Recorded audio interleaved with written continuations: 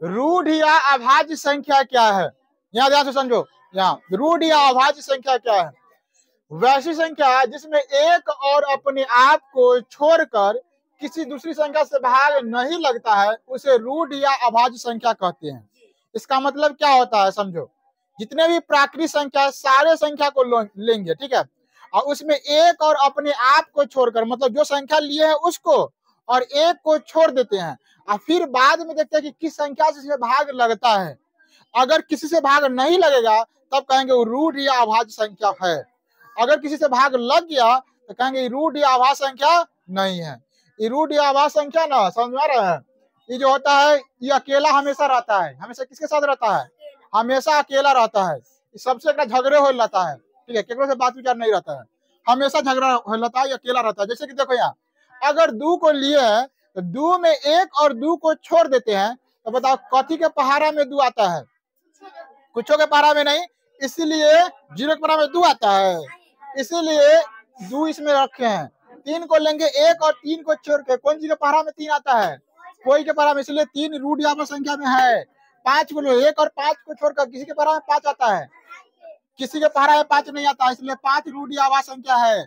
सात को एक और सात को छोड़कर किसके पहाड़ा में सात आता है? किसी के पहाड़ा में सात नहीं आता है। इस सात क्या है? रूढ़ या अभाज्य संख्या है। 11, 13, 19 इसी प्रकार से जो भी अंक संख्या लेंगे रूढ़ या अभाज्य संख्या होगा। एक और अपने आप को छोड़कर, यानी कि दूसरी संख्या को छोड़कर, एक और दूसरी संख्या को छोड़कर, मतलब अपने आप को छोड़कर किसी भी संख्या के पहाड़ा में ना आए तो क्या हो जाएगा? रूढ़ या अभाज्य संख्या। जैसे कि 23 के बाद हम ले लेते हैं 25। बताओ 25 रूढ़ या अभाज्य संख्या है कि नहीं है? 25 ऑनलाइन वाले बताइए 25 है कि नहीं है? 25 रूढ़ या अभाज्य संख्या नहीं है। क्यों नहीं है? क्योंकि 25 जो है ना 5 के पहाड़ा में आता है। 25 किसके पहाड़ा में आता है? 5 के पहाड़ा में आता है, ठीक है, इसलिए 25 नहीं है। याद रखेंगे। बताओ 29 रूढ़ या अभाज्य संख्या है कि नहीं है? 29 रूढ़ या अभाज्य संख्या है कि नहीं है? 29 देखेंगे कथी के पहाड़ा में। पहले सबसे पहले तो देखो एक के पहाड़ा में छोड़ देना, एक को तो छोड़िए देना है, और 29 को छोड़िए देना है। 2 के पहाड़ा में आता है, 3 के पहाड़ा में आता है, 5 के पहाड़ा में आता है, हाँ 7 के पहाड़ा में आता है, 4 के पहाड़ा में आता है, केवल पहाड़ा में नहीं आता है। तो 29 जो है ना रूढ़ या अभाज्य संख्या है। उसी प्रकार से अगला संख्या बताओ। अगला संख्या क्या होगा? 31, ठीक है। 30 होगा? नहीं होगा, क्योंकि 3 के पहाड़ा में आता है, 2 के पहाड़ा में आता है। 31 के बाद क्या होगा? 32 होगा? नहीं होगा, क्योंकि 2 और 3 के पहाड़ा में 32 भी आता है, 32 में नहीं होगा। उसके बाद 37 होगा, 33 होगा कि नहीं होगा? 33 रूढ़ या अभाज्य संख्या नहीं होगा। क्यों नहीं होगा? 11 के पहाड़ा में आता है, 3 के पहाड़ा में आता है, 33 नहीं होगा। रूढ़ या अभाज्य संख्या समझ में आया कि नहीं आया? इसमें कोई दिक्कत? एक बात याद रखना और कि दू जो है ना, मात्र दू एक ऐसा रूढ़ या अभाज्य संख्या है जो सम संख्या है। सम संख्या जितना भी रूढ़ या अभाज्य संख्या आएगा ना सारा का सारा आएगा विषम। सम कोई नहीं आएगा। मात्र एक लौता है, एक लौता कौन? दू, जो क्या है? सम संख्या है। एक लौता है, इसलिए एक लौता का ज्यादा मानदान होता है कि नहीं होता है? इसलिए इसको एग्जाम में पूछ लेता है कभी कभी कि बताओ मात्र कौन ऐसा संख्या है जो सम रूढ़ या अभाज्य संख्या, कौन ऐसा रूढ़ या अभाज्य संख्या है जो सम संख्या है? सम रूढ़ या अभाज्य संख्या बताइए। तो यहाँ पे क्या हो जाएगा? 2 हो जाएगा सम रूढ़ या अभाज्य संख्या। मात्र इकलौता एक ही है। ऑप्शन देगा 2 है, 4 है, 6 है, 8 है। 8, 4, 6 तो सब सम तो है, लेकिन रूढ़ या अभाज्य थोड़ी है। रूढ़ या अभाज्य क्या है? 2 है।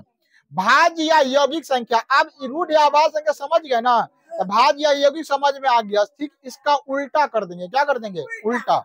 भाज्य या यौगिक, भाज्य मतलब भाग लगता है, भाज्य या यौगिक वैसी संख्या जिसमें एक और अपने आप को छोड़कर दूसरी संख्या से भाग लगता है, अभी भाग नहीं लगता है, अभी भाग लगता है, उसे क्या कहते हैं? भाज्य या यौगिक संख्या कहते हैं। याद रखेंगे रूढ़ या अभाज्य संख्या के उल्टा, मतलब एक और अपने आप को छोड़कर किसी दूसरी संख्या से क्या होगा? भाग लगेगा, तो उसे भाज्य या यौगिक संख्या कहते हैं। ठीक है, भाज्य या यौगिक संख्या। जैसे कि एग्जाम्पल में लिए 4, 4 बताओ भाज्य या यौगिक संख्या है कि नहीं है? 4, 4, 4 तो होगा ही, क्योंकि एक और 4 को छोड़ देते तो किससे भाग लगता है? 4 में 2 से लगता है। 6 को ले लेते, एक और 6 को छोड़ देते किससे भाग लगता है? ठीक है, 8 को ले, एक और 8 को छोड़े किससे? 4 से। 9 को 3 से, इसलिए है। 10 को इसीलिए है 12 को। अब बता 11 होगा कि नहीं होगा इनमें, क्योंकि 1 और 11 को छोड़ देते तो केकरो से भाग नहीं लगता है, इसलिए 11 नहीं होगा। 14 को क्या 7 से लगता है, इसलिए है 15, इसलिए है ना 18, 20, 21। बताइए 25 होगा कि नहीं होगा? क्यों होगा? क्योंकि 5 के पहरा में आता है। 27 बताइए 27 होगा कि नहीं होगा? क्यों होगा? हाँ ठीक है, ये बात समझ में आ गया ना। मतलब जो अंक दिया है उसको छोड़ देंगे तो किसी भी संख्या के पहाड़ा में आए, मतलब सबका जो दोस्त है ना, तो क्या हो जाएगा? रूट या भाज्य या यौगिक संख्या हो जाएगा। अब यहाँ पर है पूर्णांक संख्या। क्या है? पूर्णांक संख्या। यहाँ जान दो अब क्या है पूर्णांक संख्या। तो पूर्णांक संख्या में क्या करना है? वैसी संख्या जिसके आगे धन तथा ऋण चिन्ह लगा हो, मतलब वैसा प्राकृत संख्या जिसके आगे धन या ऋण चिन्ह लगा हो, उसे पूर्णांक संख्या कहते हैं। प्राकृत संख्या याद है ना, क्या है प्राकृत संख्या? गिनती की संख्या मतलब 1 2 3 4 क्या होगा? प्राकृत संख्या हो गया। तो गिनती की संख्या के आगे प्लस का चिन्ह माइनस चिन्ह लगल हो ना, तो क्या कहलाएगा? प्राकृत संख्या का पूर्णांक संख्या कहलाएगा। गिनती की संख्या के आगे प्लस का चिन्ह और माइनस चिन्ह लगा तो क्या कहलाएगा? पूर्णांक संख्या। बताओ 15 पूर्णांक संख्या है कि नहीं है? 15 है। क्यों है? क्योंकि एकरा आगे प्लस का चिन्ह लगल है, नहीं है तो ना तो लगल है। प्लस बड़ी छुपा रुस्तम होता है, नुकाल रहता है, ठीक है, जरूरत पड़ेगा तो निकलेगा बाहर से, हम है, ठीक है। बताओ 18 पूर्णांक संख्या है कि नहीं है? है, क्योंकि एकरा आगे भी प्लस है। बताओ प्लस 75 पूर्णांक संख्या है कि नहीं है? है, एकरा आगे भी प्लस है। प्लस 30 है कि नहीं है? बताओ माइनस में 20 है कि नहीं है? क्यों नहीं है?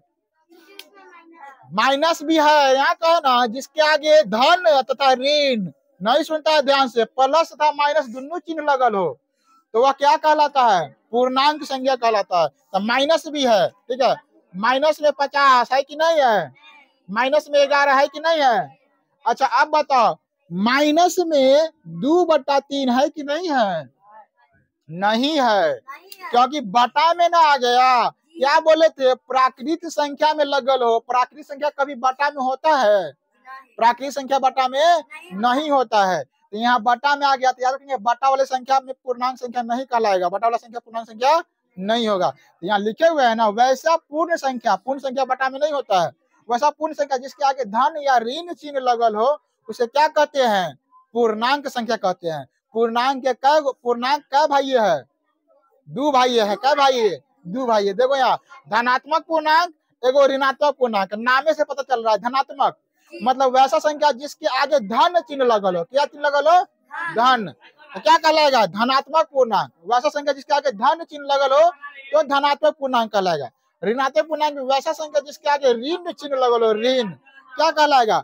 ऋणात्मक पूर्णांक कहलाएगा। ऋण चिन्ह मतलब ऋणात्मक। जैसे कि -1 -2 -3 -4 -5, आगे बोलो क्या होगा? माइनस में 6, आगे 8, आगे सारा क्या हो जाएगा? ऋणात्मक पूर्णांक संख्या, क्योंकि ऋण चिन्ह लगल हो। प्लस रहेगा तो धनात्मक पूर्णांक रहेगा, प्लस में मतलब धन चिन्ह लगल हो। तो बात समझ में आया कि नहीं आया? ठीक है, इसमें कोई दिक्कत?